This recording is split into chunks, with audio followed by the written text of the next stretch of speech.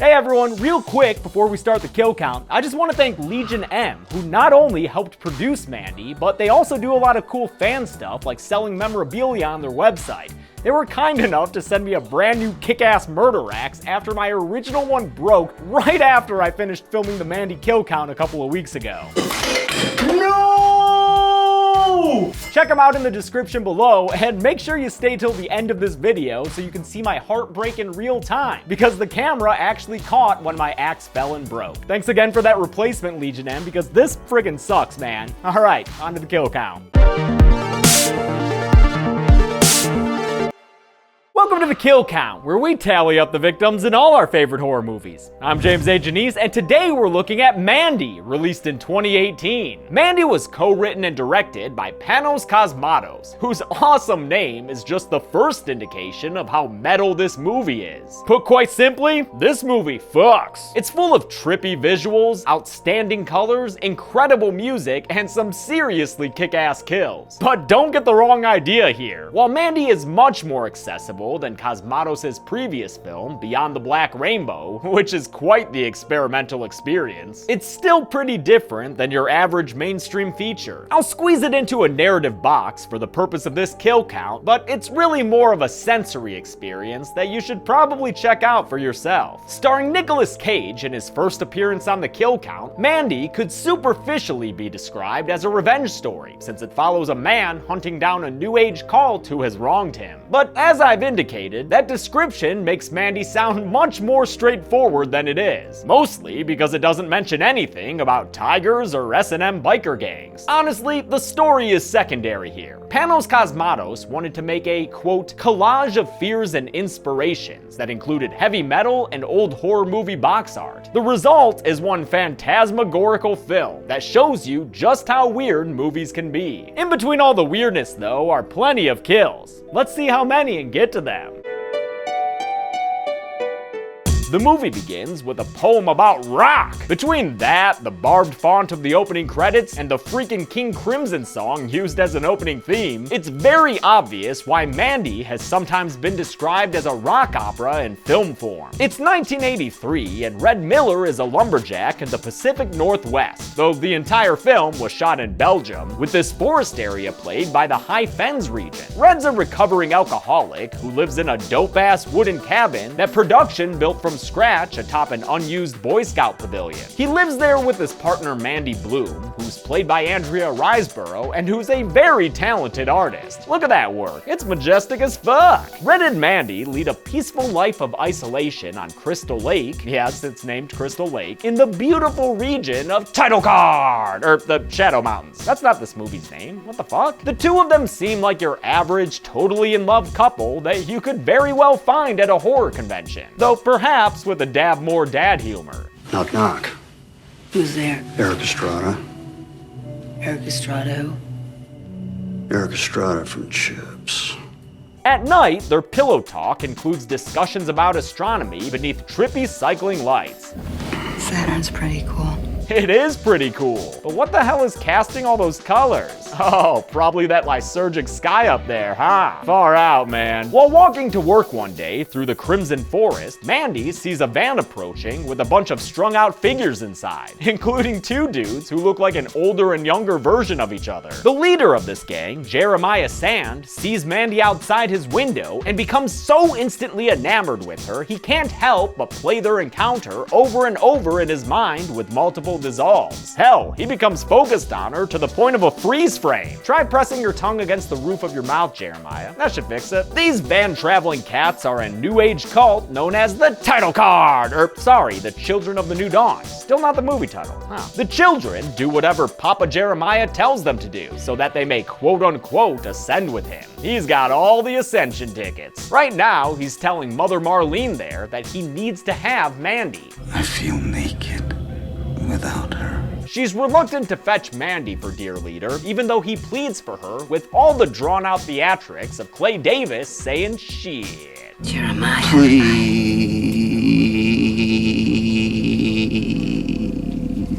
But that's why he has other lickspittles around, like Brother Swan, who promises Jeremiah that Mandy will be his. In the meantime, Jeremiah asks Swan to send in Sister Lucy, and it's not hard to imagine why. Poor girl. Brother Swan drives out to the lake with the rest of these brainwashed bozos and blows a few notes into the horn of Abraxas.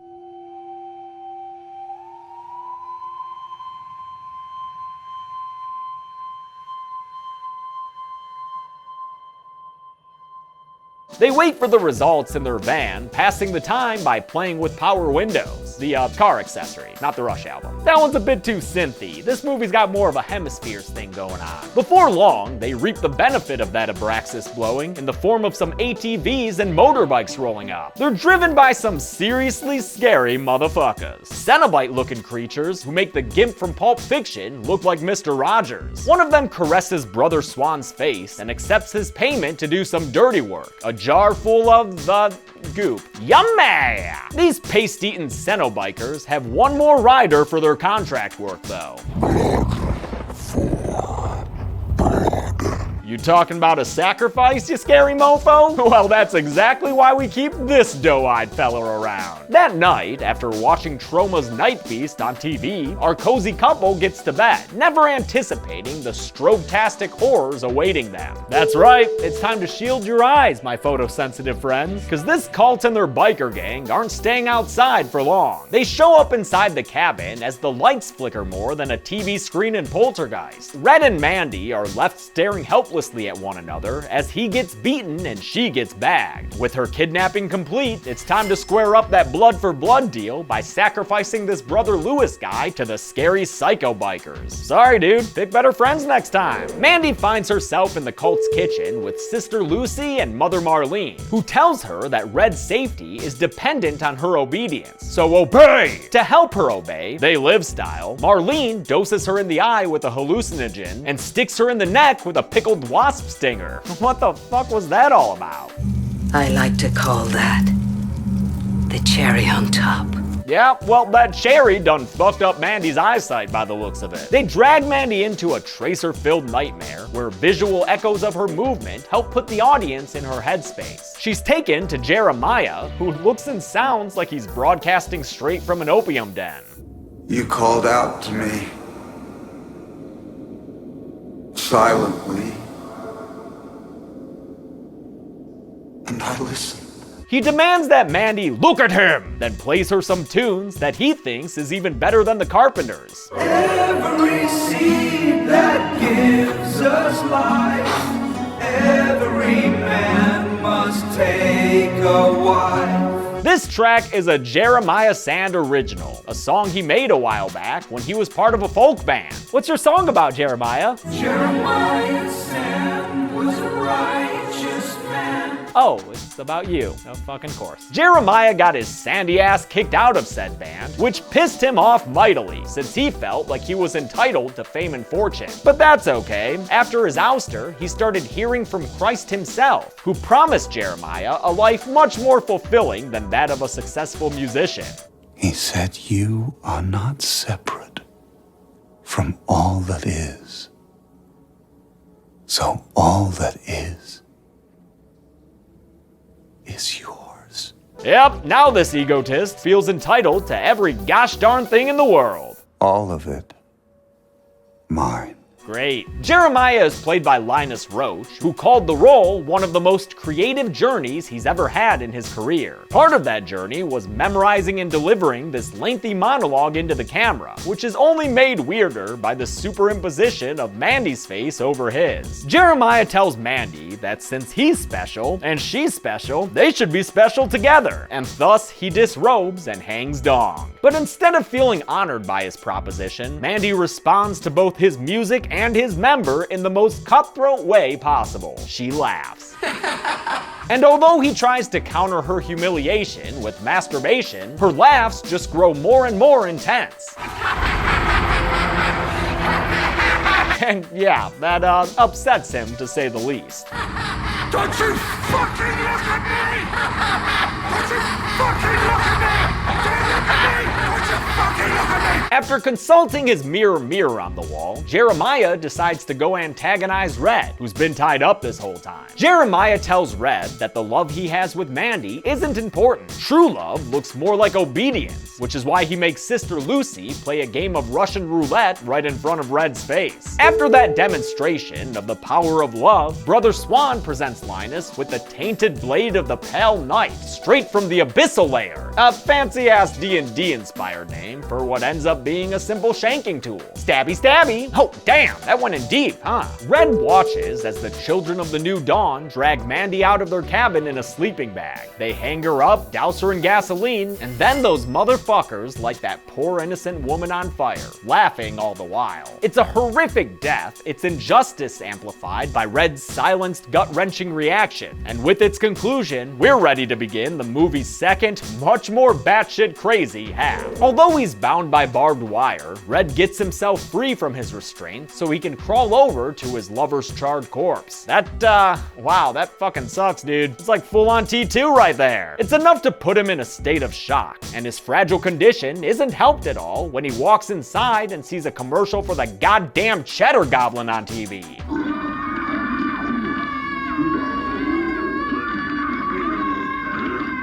Cheddar Goblin's fucking weird, man. Cheddar Goblin. Yeah, Red, Cheddar Goblin. It should come as no surprise that the Cheddar Goblin commercial, which gives us a nice break from the traumatizing tense shit that precedes it, was made by the same dude who created Too Many Cooks, Casper Kelly. The Mandy Blu-ray includes an extended look at the commercial, which was made by dumping 20 gallons of mac and cheese mixed with pineapple Faygo and lemon jello onto a couple of unfortunate kid actors for 6 hours straight. The Cheddar Goblin puppet was made by Shane Morton, who also created Smarf the Cat in Too Many Cooks. Morton wanted the mac and cheese mascot to look like, quote, Ghoulies meets Yoda meets Satan. And you know what? I think he succeeded. Red passes out and has an animated nightmare of a dead Mandy, which wakes him up with a start. You've had a real rough night there, Red. I'd say you've earned some breakfast vodka. Be sure to wash that down with some screaming, though.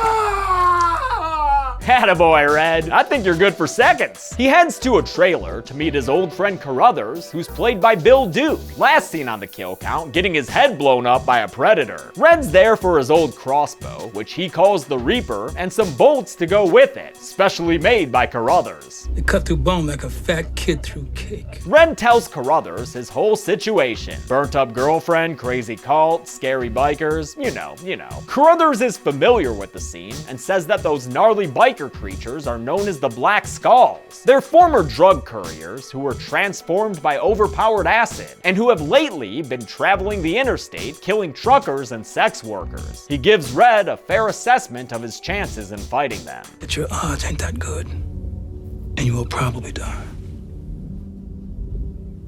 Don't be negative. To increase his probability of, not dying, Red forges himself a murder axe in a scene reminiscent of the opening scene in Conan the Barbarian, a movie with a lot of similarities to Mandy. This glorious gleaming battle axe glaive is called the Beast, Brock Lesnar style, and is one of the coolest weapons I've ever seen in a horror movie. In fact, even though I don't have anything else to say here, I'm just gonna vamp for a minute so I can show you more footage of this forging. It's fucking awesome! And when it's finally done, Red's ready to wreak some vengeance for title card, or Mandy. Oh wait, yeah, that is the title card. Finally! This movie's trio of kick-ass title cards were designed by the team at Shinola, who also did the opening credits for Glow and Scott Pilgrim vs. the World, as well as other stuff like Beck's music video for E-Pro. Very cool. Red drives out to find the Black Skulls, and when he spots them motocrossing through the forest, he wastes no time in taking down Scabs, the one with nails all over his damn body. With his first target felled, Red races full speed at the bastard and hits Scabs with his car, killing him, but sending Red's vehicle flipping and crashing on the ground nearby. And by the way, as far as the names of the Black Skulls go, I'm doing my best with conflicting information from the internet, so go easy on me, alright? After another dream of Mandy, this time with some cartoon boobies, Red wakes up with one hand cuffed to a pipe and the other,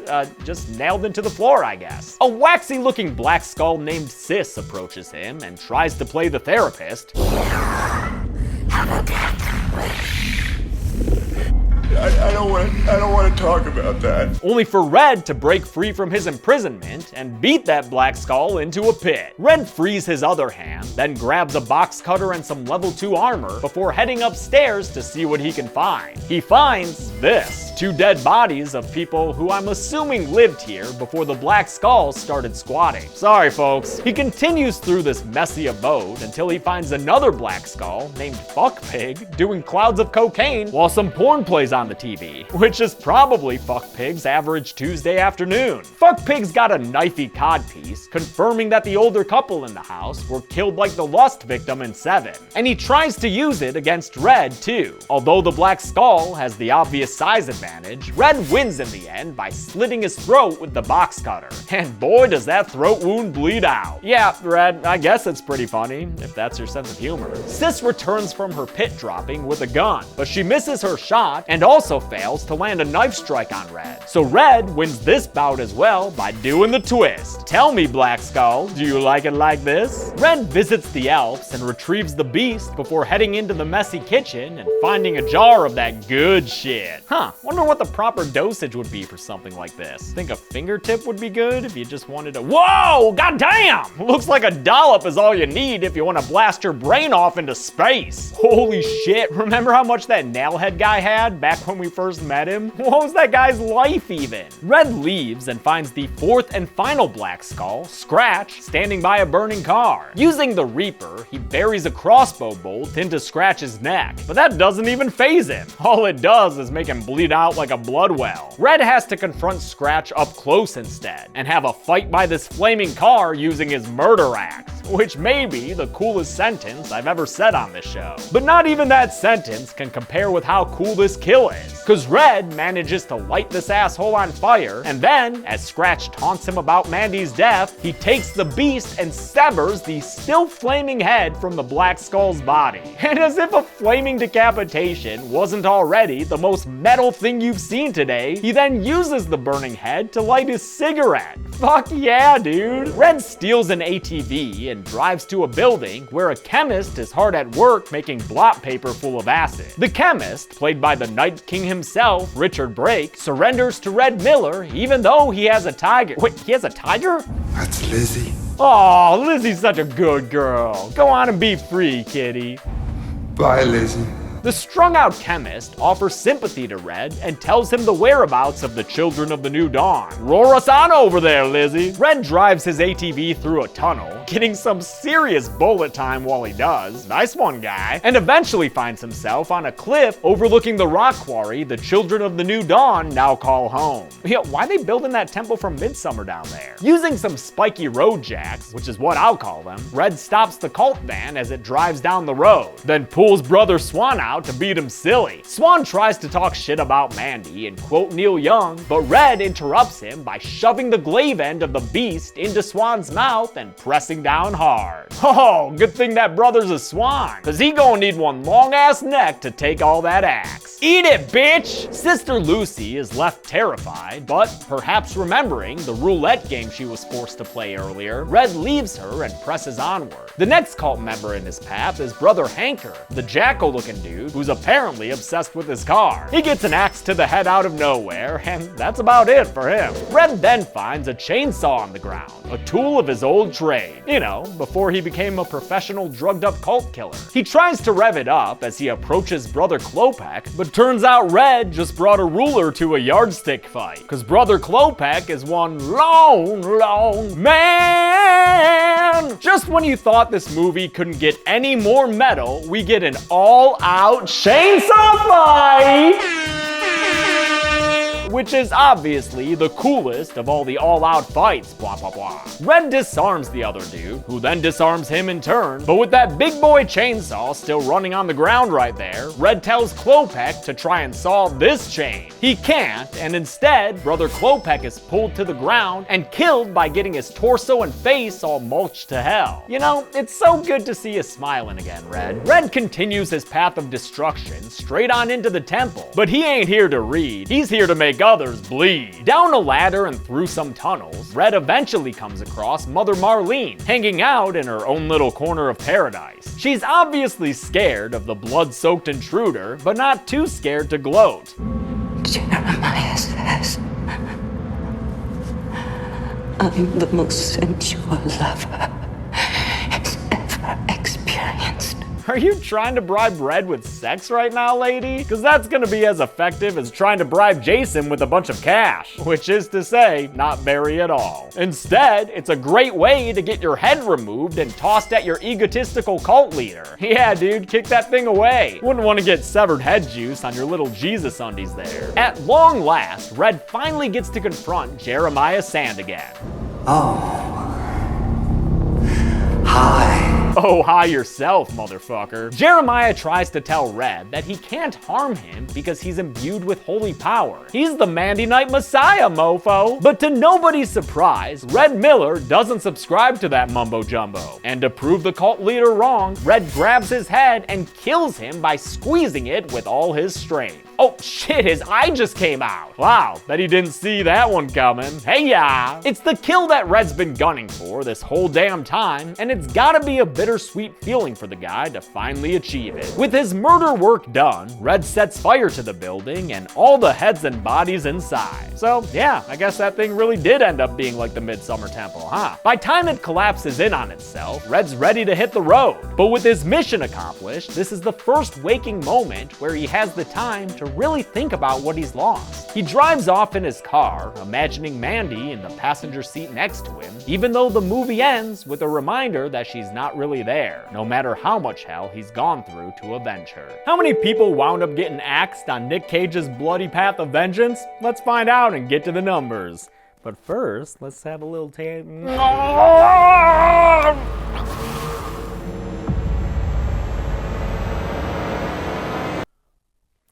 needs a little salt. 13 people died in Mandy, with the victims consisting of 9 men and 4 women. Although part of me thinks those crazy-ass Black Skulls should have had their own pie chart wedge. Too late for that though! With a runtime of 121 minutes, that left us with a kill on average every 9.31 minutes. I'll give the Golden Chainsaw for coolest kill to Scratch, the last Black Skull to die. The only thing cooler than a decapitation is one where the person's on fire, and that cigarette lighting seals the deal for me. Dull Machete for lamest kill will go to Brother Lewis, who was pulled into the shadows to be sacrificed off screen. And that's it. Mandy came out in 2018 and received a 4-minute standing ovation after its premiere at the Cannes Film Festival. Until next time, I'm James A. Janice. This has been The Kill Count. Thanks a lot for watching this Kill Count. Yo, I bought this thing from Legion M and it's the coolest fucking thing ever! Fuck someone up with it. Thanks everyone, be good people. Oh, that sits there real nice. Alright, that's it. Ah! No! Baby, are you okay? No! My fucking thing broke! Oh!